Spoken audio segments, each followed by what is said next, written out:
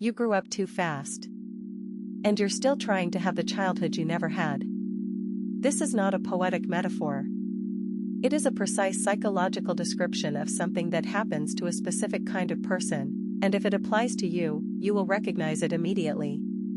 Children who grow up in environments of chronic stress, unpredictability, emotional unavailability, high parental conflict, illness, loss, poverty, or any circumstance that requires a child to be more responsible than a child should be, develop what researchers call a foreshortened sense of childhood.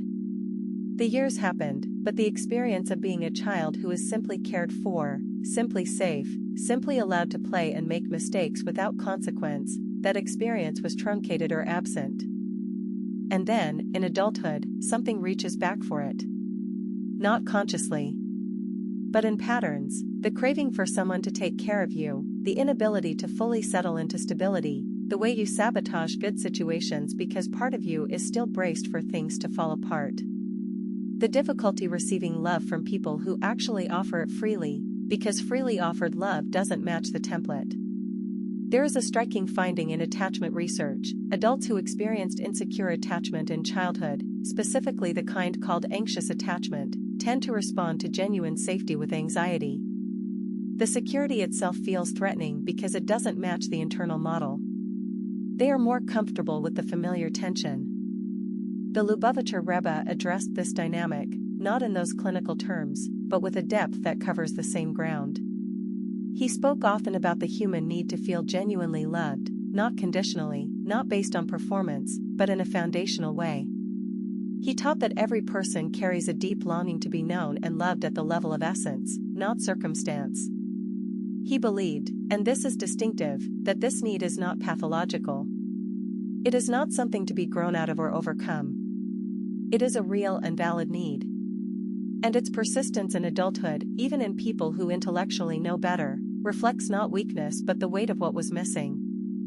What the Rebbe offered, and what healing in this context looks like, is not erasing the longing, but allowing it to be met in the present. Not going back and fixing what happened. You cannot go back. But recognizing that the need for care, for consistency, for unconditional positive regard, these are legitimate needs that can be met now, through relationships that are genuinely different from the ones that originally shaped you. This requires something very specific: the ability to let yourself be cared for. Which, if you grew up taking care of everyone else, may be the hardest thing you have ever tried to do. Receiving care means being vulnerable. It means not having all the answers. It means needing something from another person and letting them give it. For people who learned early that needing things was dangerous or burdensome, this is an act of real courage. The Rebbe used to say, every soul can turn around.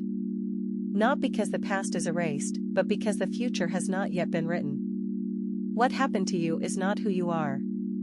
What happened to you shaped the canvas. What you do with it is still up to you. You cannot give yourself the childhood you didn't have. But you can, in adulthood, give yourself the things that childhood was supposed to provide. Safety. Rest. The experience of being cared for. You're allowed to need that. You always were.